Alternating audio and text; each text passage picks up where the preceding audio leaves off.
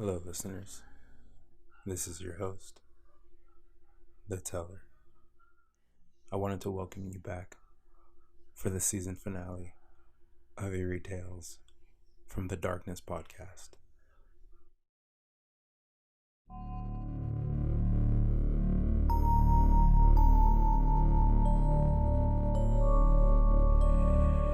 Eerie Tales from the Darkness.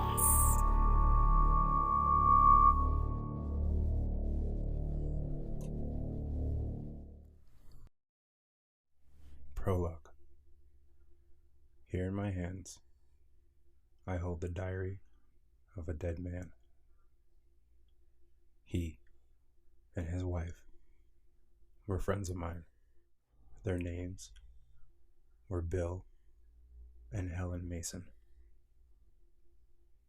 The words he has written down tell a tale almost too fantastic to believe. This is what was found, written in the diary.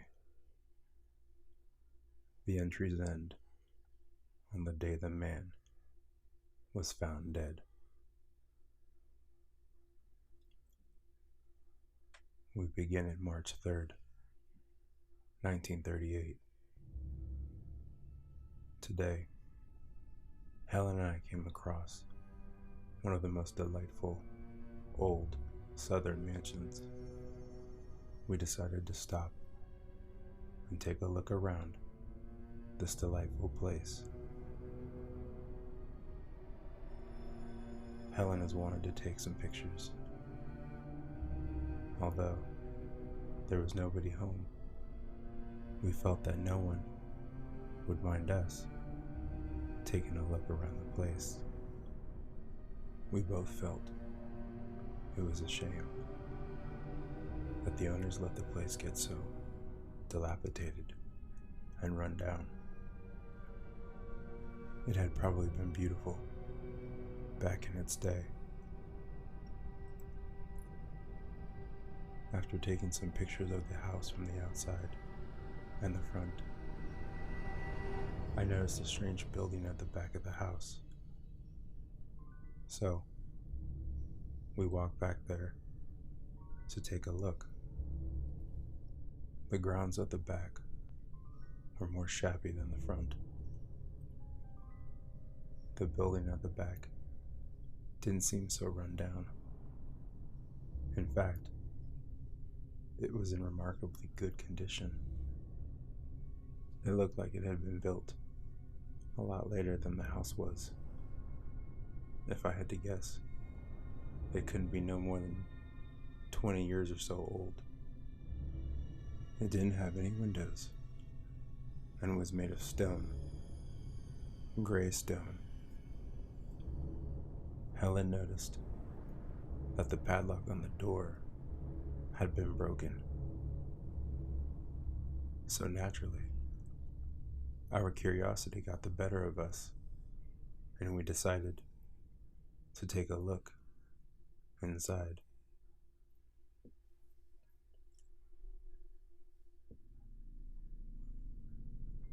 The massive heavy iron door swung open reluctantly. We stepped inside. Although there were no windows, light seemed to enter the structure through a skylight in the ceiling. The cold, damp, musty air chilled our bones.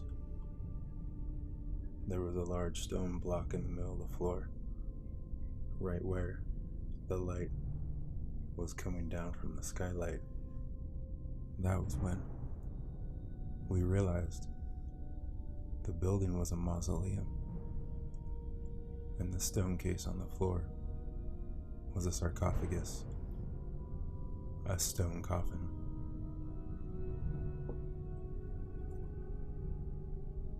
Although there was nothing else in there, it felt strangely crowded, as if there were things there that we couldn't see. Helen took out her camera. She wanted to get a picture of the sarcophagus. All of a sudden, we heard a man yelling at us. "Hey, what are you two doing in there?" We're sorry. We noticed the lock was broken. We came in to just have a look." "You shouldn't have done that." "We didn't mean any harm." "He won't like it." "Who's he?" "The thing that sleeps in that stone coffin. You didn't notice the writing over there on the door as you came in, did you? Oh, that's a shame, 'cause you don't know what you was getting into." "I don't understand. We weren't trying to steal anything." "That don't make no difference. He doesn't care what your reasons were." "Who's he?" "They called him Mr. Thomas when he was living. They call him the Death that Walks now that he's dead. People around here see him all the time, mainly at night. It's 'cause he's dead, but they see him walking. I know, 'cause I've seen him myself." Helen rolled her eyes. "I think we better go, Bill." "You don't believe what I'm telling you. That's all right with me. I don't care what you believe. But you listen to what I'm saying now. If I was you, I'd get away from this place as fast as I could. Not just this place, but this here town. This part of the country." "Why is that?" "You want me to tell you a story? Alright. Old Mr. Thomas came from some place in Europe. I say old, but he really wasn't old. Just seemed that way. He bought the house and grounds here and had them all cleaned up till the place looked like it was brand new. Then he started building this here building. There was something funny about Thomas. Something in his eyes that made you frightened of him. His eyes, they looked like the eyes of a dead man. He didn't act like anyone I ever knew. He was always talking about death, always telling me how he could come back after death. I was the caretaker then, just like I am now. After this building was completed, I used to watch him at night. He'd come out here. It seemed like he was in some sort of trance. He'd stay out here for hours. And when he'd come back to the house, his eyes would glisten and shine, so you couldn't hardly look at him. A week before he died, he told me that as long as I lived, I was to take care of this place. 'Cause if I didn't, he'd come back and kill me. And then he died. Just like that. He was put in here, in this here coffin. One night, about 10 months later, when the moon was full, I heard a noise.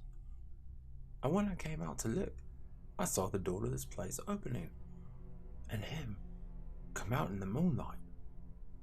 I could hear his footsteps, something queer and dragon-like.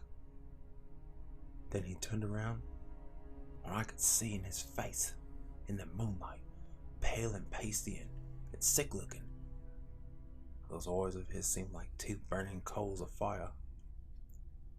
He seemed to be looking at me, and I heard him say, "They have disturbed me, and the moon has awakened me. I shall follow them." That's what he said. I heard him, just as plain as you're hearing me. And then he vanished into the night. Towards morning, I heard his footsteps again. I heard that big iron door closing, and I knew he was back. The next day, I heard Ralph Commons died the night before, screaming something about not meaning to go into the mausoleum. I knew who killed him. This had happened again and again for the last 10 years since he's been dead. Folks around here say he'll follow you wherever you go if you come inside here. Why haven't you been killed? Well, because he needs me. He ain't gonna kill me. But if I was you, I'd get out of this part of the country just as soon as I could. A shiver ran down my spine, and Helen and I turned to leave. We'd better get going. Oh, I wish I'd been here when you came. As we walked out, we looked up and saw the writing above the door. It said, "If you enter here, into the realm of death, I shall follow you and bring him with me." March 3rd. Later. I sit here and write these words. It is late, and the moon has risen full in the sky. Helen is standing by the window, gazing out. For some reason, I am frightened. Yet I know that a few months from now, I will laugh at the memory of my fright. However, in the morning, I do believe that we will leave this place. Helen is thrilled. She doesn't believe the caretaker's story, but she is concerned, just as I am. It was a beautiful night. Helen and I looked out the window. The moon was so big and full. All of a sudden, we noticed a man standing on the street below. He was looking straight up at us and pointing at us. His face was pale and pasty looking, and his eyes were like two bright coals of fire. March 3rd. Still later, the man down in the street, whoever he was, left after about 10 minutes. He gave us quite a fright. If I had felt any doubts as to whether we should leave this place, they've all been dispelled now. I don't know what to believe. Helen has just gone to bed. I think I'll do the same. March 4th, 1938. As we were settling down to sleep last night, we heard footsteps pacing back and forth. They were coming from the room just above us. I called down and complained to the clerk at reception. He informed us that the room above ours was unoccupied. A short time later, we left the hotel. We merely got into our car and drove all night and all day. We are stopping now at a motel almost 1,000 miles away. It's reassuring to know that he couldn't possibly follow us.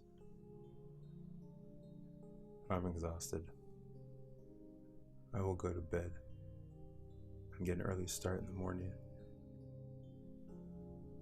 March 5th, 1938. Last night was not very comforting either. We heard the same footsteps outside of our room, and Helen let out a scream. She claimed she saw the man's face outside the window. This morning when I went to pay the bill, the motel owner said that a strange, pasty-faced man had been in earlier and told him to tell me that he would follow me. March 11th. 1938. It's impossible to get any material together that will help me in my work. Everywhere we go, he is there. March 16, 1938.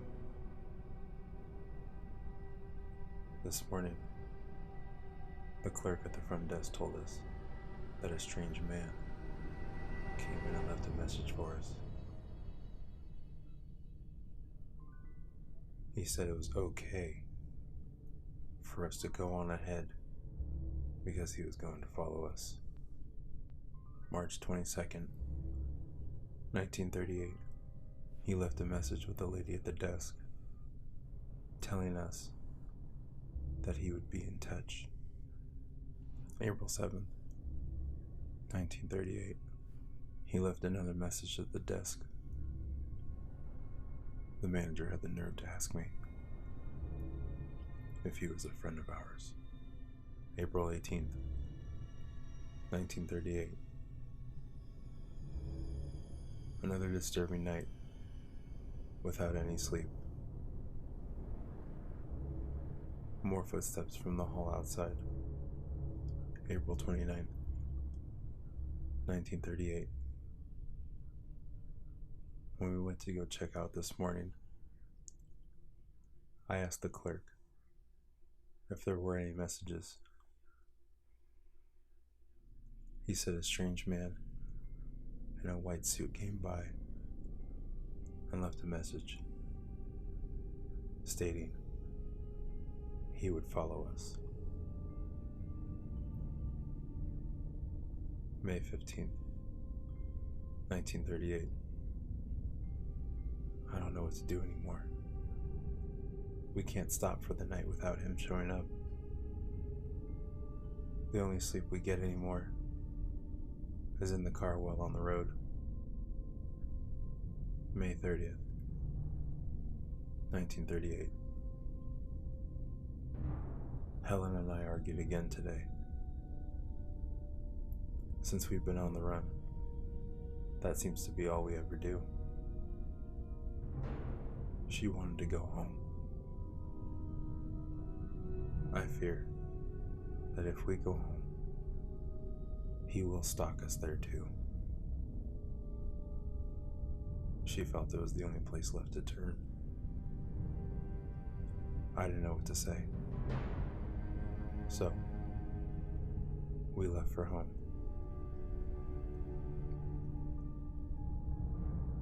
June 30th, 1938. We arrived home this evening.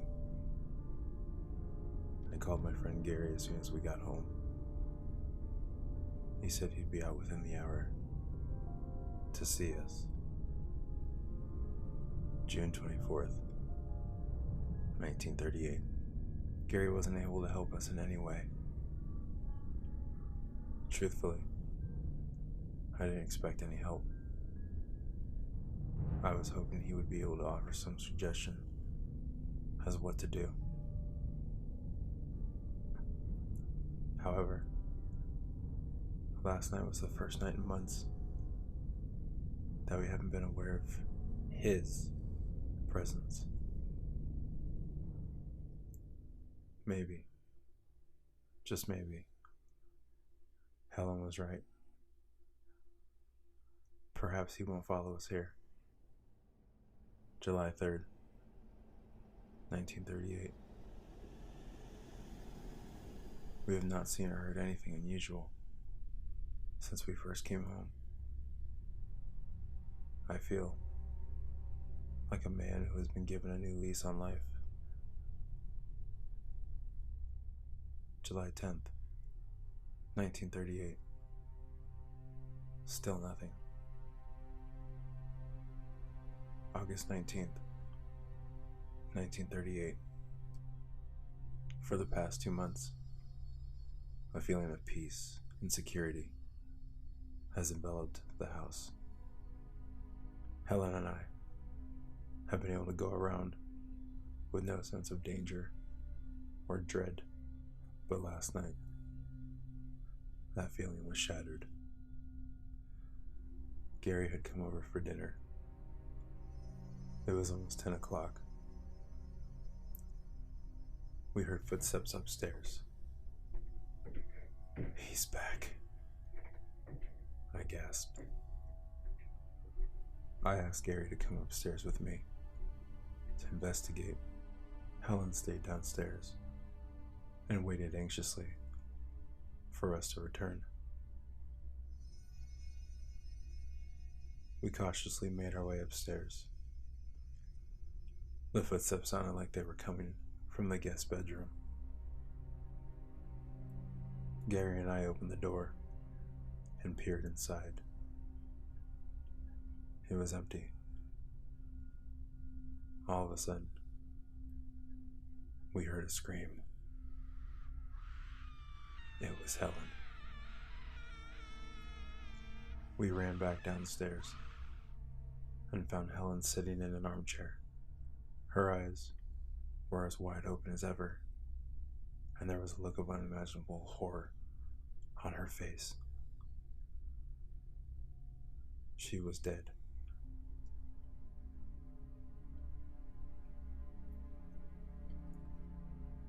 August 23rd, 1938. We buried Helen today. I sit here in this empty house, writing this. I know that soon he will come for me too. I write this in the hope that someone will find it, read it, and maybe understand my death. It's lonely here. Yet, suddenly I have the feeling that I am not alone. Someone is here with me. He is here. In this room. I can see him. I can feel him. I'm afraid to turn to meet him. Those eyes of his burning into the back of my skull. Yet I must. I pray that someone reads this. Perhaps he will. Epilogue. The diary ends here. I have read the manuscript in full. I can't shake the feeling of creeping horror that runs through these pages. The August 23rd entry was the last that he ever made. The man was found dead in the very room he wrote about in his diary. He too had a look of unimaginable horror on his face. The coroner couldn't determine a cause of death, but you and I know what killed him. The death that walks.